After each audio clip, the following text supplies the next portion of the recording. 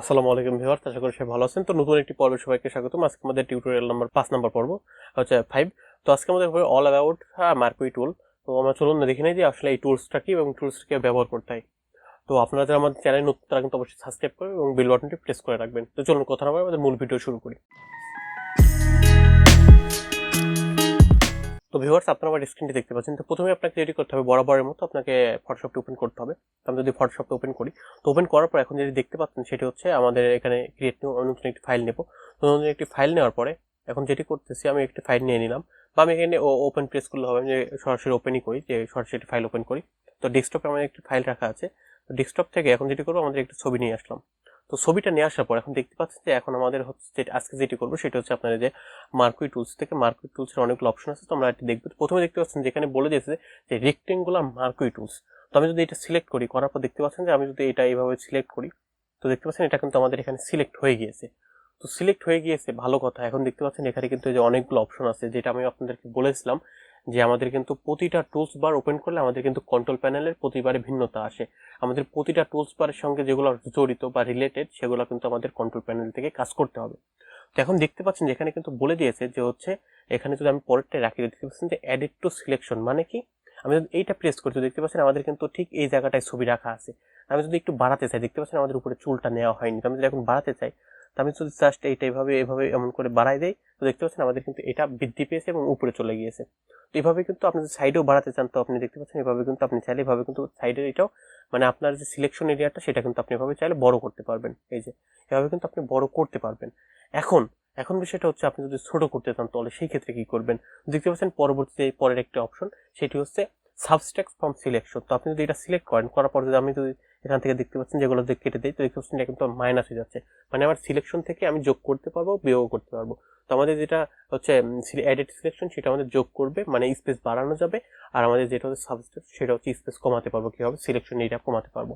তো আমি এটা এখান থেকে জাস্ট এখান থেকে একবার এই পর্যন্ত আমি সিলেক্ট করে দিলাম। দেখতে পাচ্ছেন আমাদের এটা কিন্তু কেটে গেল বা রিমুভ হয়ে গেল। তো দেখতে পাচ্ছেন এখানে কিন্তু এই যে একটু লাইনটা সমান নেই, বাঁকা আছে। তো আমি জাস্ট এখান থেকে এটা সমান করে দিলাম। তো আমাদের কিন্তু এটা সিলেকশন টুল থেকে আমাদের কিন্তু এটা এখন সঠিক হয়ে গেল। তো আমি যদি আবার এই পুনরায় এই জায়গাটায় একটু সোজা করে দিই, তো দেখতে পাচ্ছেন আমাদের কিন্তু এটাও সিলেকশন এরিয়া অনেক বড় ছিল, সেটা কিন্তু আমরা এইভাবে ছোট করে নিয়ে আসতে পারছি।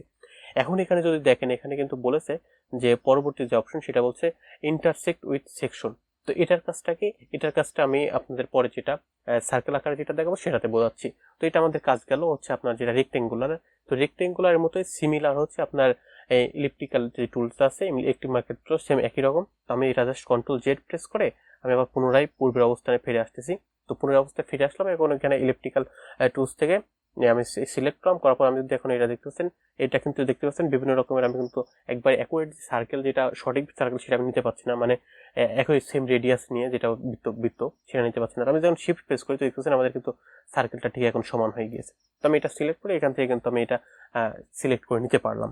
এখন যে বিষয়টি আছে সেখান থেকে ঠিক এইরকম, যে এখান থেকে দেখতে পাচ্ছেন যে অ্যাড টু সিলেকশন। তো এখান থেকে প্রেস করলে আমাদের কিন্তু অ্যাডেড হয়ে যাবে। আবার যদি এটা প্রেস করি, তাহলে কিন্তু এটা হচ্ছে আমাদের সাবস্ট্রাক্ট হয়ে যাবে। তো এটা হচ্ছে আপনার মূল এখানকার বিষয় গেল, যে কিভাবে যোগ করবেন, কিভাবে সিলেকশন এরিয়া ছোট করবেন, বড় করবেন। তো ভিউয়ার্স, আমি ইলেকট্রিক্যাল টুলটা সিলেক্ট করে নিলাম। এখন যে দেখতে পাচ্ছেন যে আমাদের যে একটি ছিল ইন্টারসেকশন যে অপশনটা, এটা যদি আপনাদেরকে একটু দেখাই, তো ইন্টারসেকশনটা সিলেক্ট অবস্থায় আছে। এখন যদি আমি এটা এভাবে সার্কেল আকারে দিই, দেখতে পাচ্ছেন আমাদের কিন্তু পুরোটা চেঞ্জ হয়ে গিয়েছে। আমি আপনাদের বোঝানোর ক্ষেত্রে এটা হচ্ছে ইলেকট্রিক্যাল টুল থাকুক, আর আমি এটা রেক্টেঙ্গুলার নেই, একটু জুম করে নিচ্ছি। তো দেখতে পাচ্ছেন এখন যদি আমি এইটা এভাবে ধরে একটি যদি রেক্টেঙ্গুলার রাখি, তো দেখতে পাচ্ছেন আমাদের কিন্তু সবগুলা কেটে গিয়েছে, শুধু রেক্টেঙ্গুলার অংশটুকু কিন্তু রয়েছে বা এখানে কিন্তু আছে। তো আমি যদি আবারও ব্যাক স্পেস ক্লিক করি, করার পর এখন দেখতে পাচ্ছেন যে আমি যদি একটা ছোট আকারে করি, তো দেখতে পাচ্ছেন আমাদের কিন্তু পুরোটা কেটে গিয়েছে, ছোট এইটুকু আছে। তো আবারও আমি কন্ট্রোল জেড করে ব্যাকে আসলাম। আসার পর এখন যদি আমি শিফটের ব্যবহার করি, যদি শিফট প্রেস করি, যদি আমি দেখতে পাচ্ছেন যে শিফট প্রেস করে যদি আমি এভাবে ধরি, তো দেখতে পাচ্ছেন আমাদের কিন্তু কেটে যায়নি, এখন এগুলো কিন্তু যুক্ত হয়েছে, মানে অ্যাড হয়েছে। আমাদের ওটা কিন্তু সাবস্ট্রাকচার ছিল, এটা কিন্তু অ্যাড হয়েছে।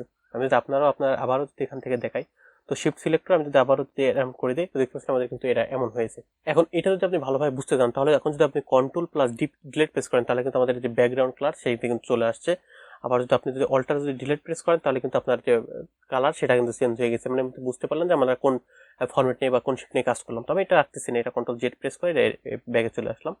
তো তো আসার পর এখন যদি আপনি আবারও পুনরায় আবার এখান থেকে যান মার্কেট টুলে যান, তো যাওয়ার পর দেখতে পাচ্ছেন এখানে কিন্তু যে 3 নম্বর একটা অপশন আছে যেটা হচ্ছে আপনি সিঙ্গেল রো মার্কেট টুল। তো আপনি যদি এটা সিলেক্ট করেন তো দেখতে পাচ্ছেন রো মানে আপনার এই সরাসরি হবে।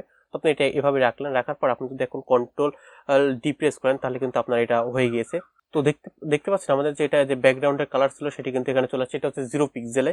আমি যদি আপনাদেরকে আবারও একটু দেখাই, এটা আমি যদি এখান থেকে দেখতে পাচ্ছেন যে এটা কিন্তু আমাদের 0 পিক্সেলে এটা চলে আসছে, যে এটা আমি আবার পুনরায় যদি আপনার দেখাই, এই যে এটা। তো আমি এখন যে এটা দেখলেন যে এটা হচ্ছে আপনার যেটা ছিল আপনার এখান থেকে যে 3 নম্বর অপশন ছিল এটা সিঙ্গেল রো। এখন যদি আপনি কলাম আকারে দেন তো আপনি সরাসরি কলাম আকারে এমন দিলেন। তো এখন যদি আপনি কন্ট্রোল ডি প্রেস করেন তাহলে দেখতে পাচ্ছেন আমাদের যে মানে ব্যাকগ্রাউন্ডের যে কালার ছিল, ফরগ্রাউন্ডে যেটা লাল ছিল সেই লালটা কিন্তু চলে আসছে।